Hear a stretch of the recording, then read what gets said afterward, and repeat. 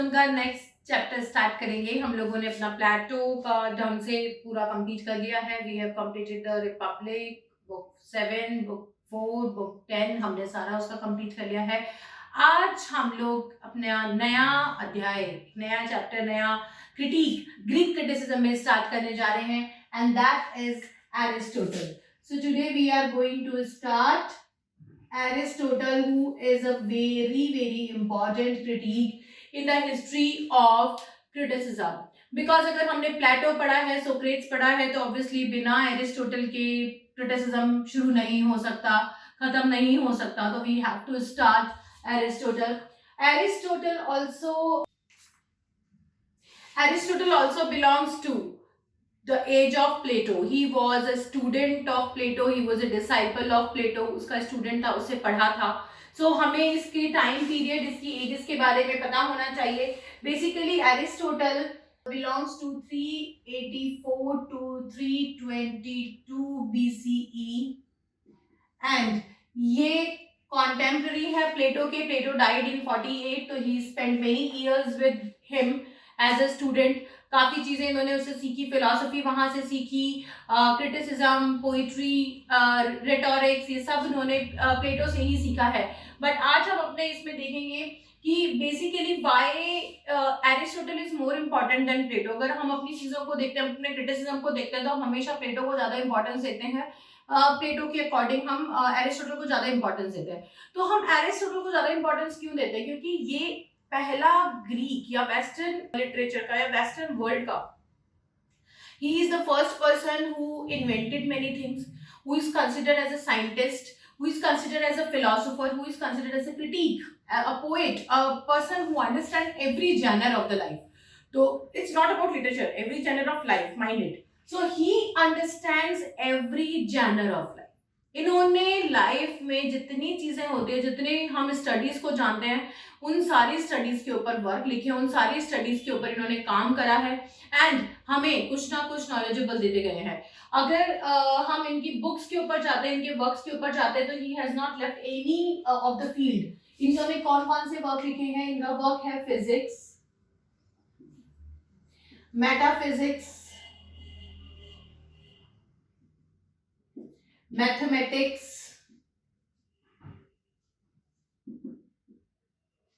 Astrology,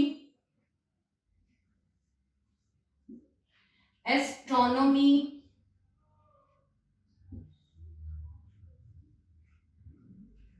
botany, geology, geography,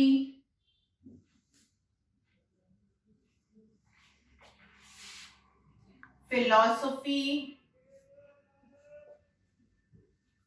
एक इन्होंने अपने बेटे के नाम पे लास्ट वर्क लिखा था, Nicomachean, that means ethics and morals.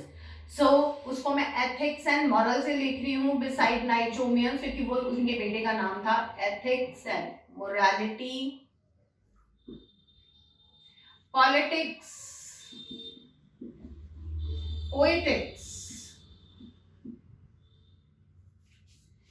And what else is left here? Philosophy I have already written. Astrology, astronomy, physics, morality, biology.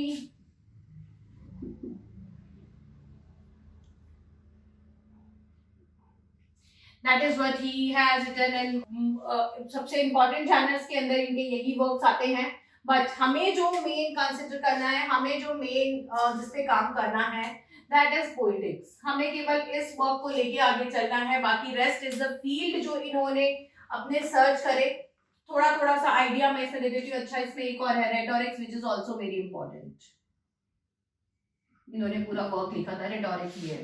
ठीक है. अब देखो, फिजिक्स के अंदर ही is the first person who invented या who discovered concave and convex glasses. ये जब अलग अलग आइलैंड्स के ऊपर सर्व करते थे, सर्व एक्सप्लोर, ठीक है, यहाँ से वहां जब घूमते थे, एक आइलैंड से दूसरे आइलैंड के ऊपर जाते थे, तो उन एक आइलैंड से दूसरे आइलैंड के ऊपर जाने में वहां पे कई दिन रहते थे, वहां महीनों रहते थे, उसको एक्सप्लोर करते थे, वहां की जीव जंतुओं के बारे में, ट्रॉपिकल लाइफ के बारे में. He used to study a lot. That is why he has written botany, zoology, geography, biology.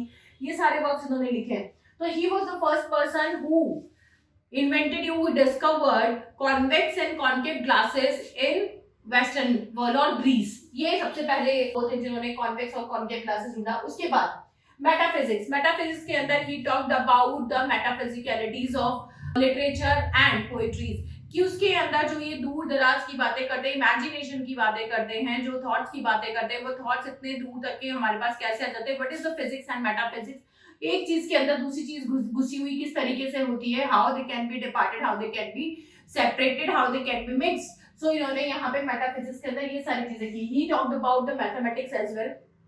इन्होंने जब इंडिया की तरफ आए थे, जब इंडिया की तरफ आने के बाद इन्होंने शून्य देखा, इन्होंने मैथमेटिक्स लिखी, तो इन्होंने यहाँ पे मैथमेटिक्स के ऊपर भी बुक लिखी। देन उसके बाद एस्ट्रोलॉजी भी इन्होंने इंडिया एंड इंडियन आइलैंड से ही सीखी है। Then astronomy, he learned when he spent many years on the different islands and वहाँ पे इन्होंने इसकी खगोल शास्त्र दैट इज एस्ट्रोनॉमी की भी पढ़ाई की, एंड इवन इसके ऊपर पूरी बुक लिख के लोगों को यहाँ पे सिखाने की भी कोशिश की। All these words which is ending with Y are Greek words, और यही बाद में सारे वर्ड्स चौसर ने यूज करे थे अपने हाउस ऑफ फेम और बाकी के वर्क्स के अंदर जो उन्होंने 250 वर्ड्स हमें दिए हैं, तो वो सारे के सारे वर्ड वाई से और शन दैट इज TION, इससे जितने भी वर्ड्स एंड होते हैं वो वर्ड्स हमें चौसर ने दिए थे, तो वो सारे के सारे ग्रीक एंड लेटिन वर्ड्स आते हैं। ठीक है, ये ध्यान रखेगा। तो botany, astrology, astronomy, zoology, geography, ये सारे के सारे PHY से एंड होने वाले सारे word Greek and Latin words होते हैं। ये सब इन्होंने यहाँ पे उनको स्टडी करा जब ये डिफरेंट लेस्बोस एंड दूसरे आइलैंड्स के ऊपर जा के रहते थे, तब इन्होंने बहुत सारी डिस्कवरीज निकाली, बहुत सारी स्टडीज करी, और यहाँ पे हमें भी ये सारी की सारी नॉलेजेस अपने इसमें कंपाइल करके। अब इन्होंने जूलॉजी और बॉटनी के अंदर ऐसा क्या करा, ही is the first person who discovered the productive leg of octopus out of the 8 legs. तो इन्होंने यहाँ पे क्या चीज हमें निकाल के दी कि ऑक्टोपस के 8 पैर होते हैं, उसमें से कौन सा लेग प्रोडक्टिव है, किसके अंदर रिप्रोडक्शन होता है। 7 के अंदर नहीं होता, लेकिन कौन से लेग के अंदर रिप्रोडक्शन होता है, उसकी क्या पहचान हो सकती है, वो सारे के सारे science and to find out that legs वो इन्होंने अपनी बुक के अंदर सबसे पहले निकाला था। He studied the aquatic life as well in a very deeply. Then उसके बाद फिलोसफी के अंदर he followed Socrates and Plato, and he also talked about practicality. इनकी भी जितनी फिलॉसफी है वो सारी प्रैक्टिकलिटी से ही आती है। देन एथिक्स एंड मोरालिटी के अंदर ही सेड कि एक जो किंग होता है वो आइडियल तभी होता है जब वो मोरालिटी को, जब वो एथिक्स को अपने साथ लेके चलता है, otherwise he is no more a ethical, moral और एन आइडियल किंग। तो आइडियल किंग की डेफिनेशन, आइडियल रूलर की definition, morality and standard of morality and ethics की भी बात इन्होंने यहाँ पे की है। देन इसके बाद आ जाती है यहाँ पे जो अनदर पॉइंट यहाँ पर आएगा दैट इज पॉलिटिक्स। पॉलिटिक्स इन्होंने उसके अंदर क्या कहा है, because he belong to the time of Philip second of Macedonia. Philip II of Macedonia, who was a king and the father of Alexander the Great. He is the father of Alexander the Great. तो इन्होंने Philip second ने, who is the father of Alexander the great, अपने तीनों बेटों के लिए, उनके 3 बेटे थे, 3 क्वीन से 3 बेटे थे, अलेक्जेंडर और उसके अलावा 2 भाइयों के लिए he appointed Aristotle as the tutor. तो अलेक्जेंडर के जो ट्यूटर थे that was Aristotle. He was the royal tutor of Alexander the Great, and उन्होंने, क्योंकि अगर आपको ध्यान हो तो मैंने प्लेटो की सीरीज में भी आपको बताया था कि Plato was also the royal tutor, और वो कोर्ट का मेंबर था। उस टाइम के जो भी किंग थे उनके बच्चों को पढ़ाता था। वो लेटिन इटली तक अपना घूमने के लिए चले गए थे, वहां के भी किंग्स और क्वींस और उनको पढ़ाया था उन्होंने। तो after when he came back to Athens and he and Aristotle started a joint venture together. They started a school of philosophy with the name of Lyceum. अभी वो भी बताऊंगी आपको। तो यहाँ पे जब इन्होंने अपना एरिस्टोटल का नाम हुआ तो प्लेटो तब तक he died. So at that time Philip II appointed Aristotle as the tutor of Alexander because he was the one who came up with the concept of school. So he is the first person. He is the first person to give the Western world the concept of school. जो इन्होंने यहाँ पे गुरुकुल का concept सीखा था India में, इन्होंने यहाँ से मैथमेटिक्स सीखा, एस्ट्रोलॉजी सीखा, एस्ट्रोनॉमी वगैरह भी शायद यहाँ से सीखा था। तो कॉन्सेप्ट ऑफ स्कूल भी इनको इंडियन और इंडियन आइलैंड, इंडियन रीजन से पता लगा था कि they used to the kings and queens used to send their children to the schools, जिसको वो लोग क्या बोलते हैं, गुरुकुल बोलते हैं। तो in their language they also called it not gurukul but school, ठीक है, they used to call it school. और वो स्कूल का नाम इन्होंने यहाँ पे क्या रखा था, because it was just a group of people who can study together in a environment, in a compound. तो उस कंपाउंड का नाम इन्होंने सबसे पहले जो जगह का नाम रखा था, that was named as Lyceum. Lyceum is the name of the first Western या Greek school which was opened by Aristotle and Plato together, and that is called Lyceum. This school is also called as Macedonian School of Philosophy. Macedonian School of philosophy, इसको Macedonian school of philosophy भी कहा गया, लाइजियम को। And the Aristotle was in favour कि जिसको भी पढ़ाई करनी हो वो यहीं आके पढ़ाई करे। अलेक्जेंडर और उसके ब्रदर्स को भी सबसे पहले वहीं पे बुला के पढ़ाया गया था, but later he started going to the palace to teach Alexander about various things which he cannot teach in Lyceum. Lyceum में इन्होंने बहुत सारी चीजें नहीं रखी थी, जैसे कि arms and ammunition, swords, kind of archeries वगैरह, जितने एरिस्टोटल को नॉलेज थी उन सारी चीजों को इसने लाइजियम के अंदर नहीं रखा था, क्योंकि वहां पे जनरल पब्लिक भी पढ़ने आ रही थी। तो वहां पे फिजिकल ट्रेनिंग दी जाती थी, लेकिन सारी आर्चरीज की, एम्यूनेशंस को हैंडल करने की ट्रेनिंग जो कि प्रिंस और प्रिंसेस को चाहिए थी, पॉलिटिक्स की, इकोनॉमिक्स की थियरी जो एक प्रिंस और प्रिंसेस को चाहिए होती थी, वो वहां पे जनरल लोगों के लिए नहीं थी। तो उनको देने के लिए he started going to the palaces also.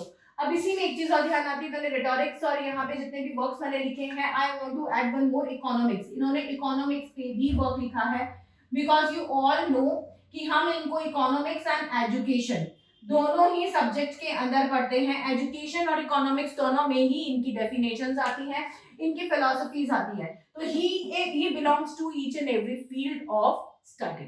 Okay, so this is the basic concept about Aristotle. Let me rub it and I will give you idea about poetics, because today I am going to start poetics with you, but this was a general idea which was very important, that he was a tutor of Alexander, and Lyceum is the school which was started by him and Plato as a joint venture, but he was the one who led it. Okay, इसने उसको आगे बढ़ाया था। ठीक है, अब मैं इसको रब कर रही हूँ and we will start with the poetics. Now let's start with the poetics. अब हम पोएटिक्स की बात करेंगे, which is a work of criticism, जो इन्होंने मेनली क्रिटिसिज्म या हमारे लिटरेचर से रिलेटेड लिखा है। हम पहले इसकी बात करेंगे। इसमें इन्होंने क्या करा है, he has compiled this work with 26 chapters. This work is basically compiled in 26 chapters and 43 pages. ये भी ध्यान रखिए कि बहुत छोटी बुक है, हार्डली एक चैप्टर एक पेज का है। तो he has written this work in which style? This work is written in aphoristic style.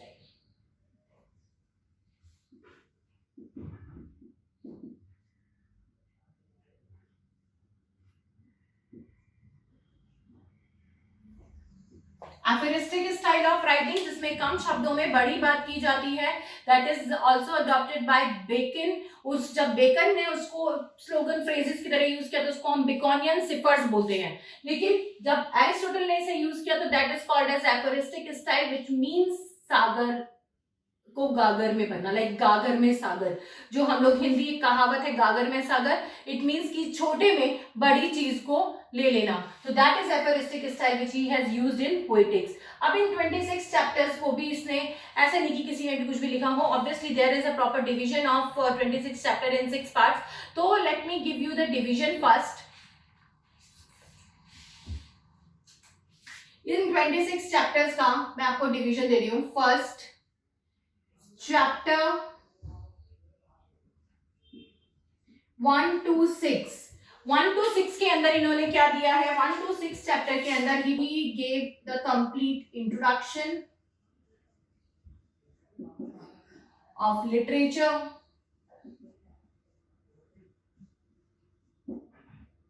and its form,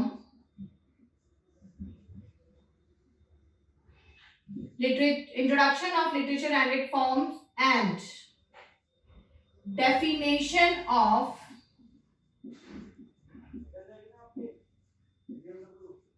all the genres. Definition of all the genres like tragedy, comedy, lyric and epic. ये चार जनर इन्होंने यहाँ mainly handle करे हैं, तो उन्हीं चारों की इन्होंने डेफिनेशन भी दी है. ठीक है, हम राइटिंग यहाँ पे ये कौन से जनर है? Tragedy, comedy, epic and lyric. Mainly इन चार की इन्होंने यहाँ पे डेफिनेशन दी है. ठीक है, नाउ सेकेंड पार्ट,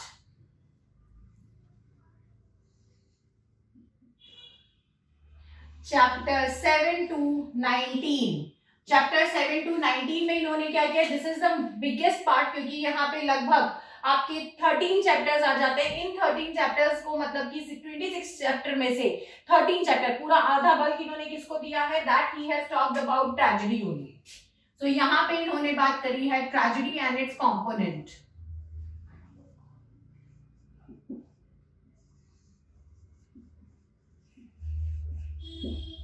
यहाँ पे इन्होंने बात करी है only tragedy and it's components. Next part, third chapter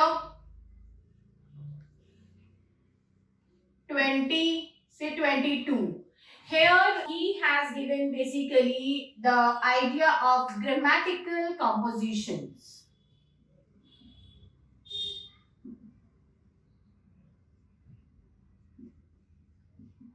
He talked about grammatical compositions and rhetorics in reference to poetry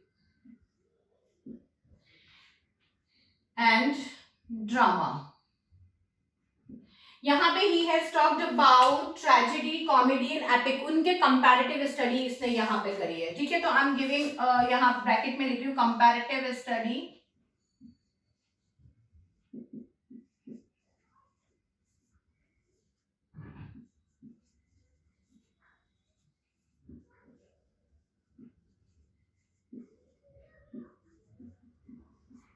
tragedy, comedy and epic. These are the three divisions of chapter 26. अभी तक मैंने आपको 3 divisions बताए हैं. Now come with the fourth division, that is chapter number 23. Chapter 23. Okay, chapter 23 में इन्होंने किसकी बात करी है? Chapter 23 में he talked individually about epic and lyrics. यहाँ पे केवल इन्होंने एपिक और लिरिक्स की बात करी है कि पोएट्री को ही डिफाइन करा है. Now comes chapter 24 and 26. इस चीज को ध्यान रखिएगा, चैप्टर 24 एंड 26, नॉट 25. 25 बाद में आएगा. यहाँ पे इन्होंने किसकी बात करी है? कि compared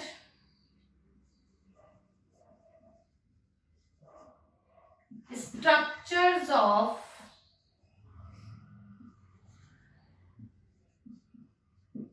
epic and tragedy,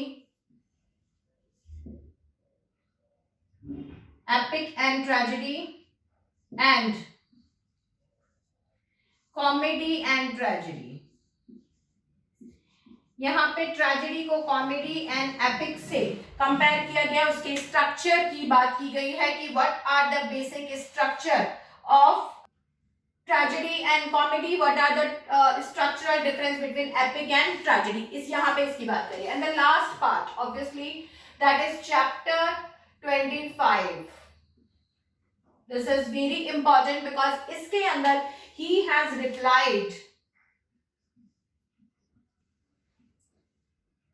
replies to all his contemporary critics. जो भी इसके टाइम के कॉन्टेम्प्ररी क्रिटिक्स थे, जिन्होंने भी पोइट्री को, उसके कॉम्पोनेंट्स को, ट्रेजेडीज को, ड्रामा को, पोइटिक राइटर्स को, पोएट्स को क्रिटिसाइज किया था, उन सबको इसने रिप्लाई करा है, इंक्लूडिंग प्लेटो, कि क्या होना चाहिए और क्या है. तो यहाँ पे he has talked about this. This is the basic divisions. आगे की जो भी सीरीज मैं आप लोगों के साथ इसके बनाऊंगी, जो भी वीडियोस बनाऊंगी, उसके अंदर definitely I will start with this part, that is chapter 1 to 6, और उसके अंदर we will start with all the definitions, and this part will definitely take time because यहाँ पे tragedy और उसके components की बात है. तो we have to discuss all the components in detail. We all know that there are 6 components of tragedy. Like यहाँ पे अगर मैं इसको लिखूंगी भी तो we know कि these components are 6 in numbers, and that is plot, character, thought, diction, spectacle and music. Everyone know, but what are the subparts of these? How many kind of plots are there? How many kind of characters are there? What are the component in thought? What are the component in diction? So we will discuss all these things. This will take a sequence of lectures, but I will describe everything in the upcoming lectures with you. So in this lecture I am summing up here, and after that in the next series I will discuss the first part. I will give you all the definitions. What is the definition of comedy, tragedy, epic, lyrics is, what is the definition of poetry. So even the theory of imitation will be a part of this section, that is the first section, chapter 1 to 6. तो हम लोग यहाँ पे next अपने video के अंदर theory और इन सब की definition को discuss करेंगे. Till then, stay tuned and bye bye, take care.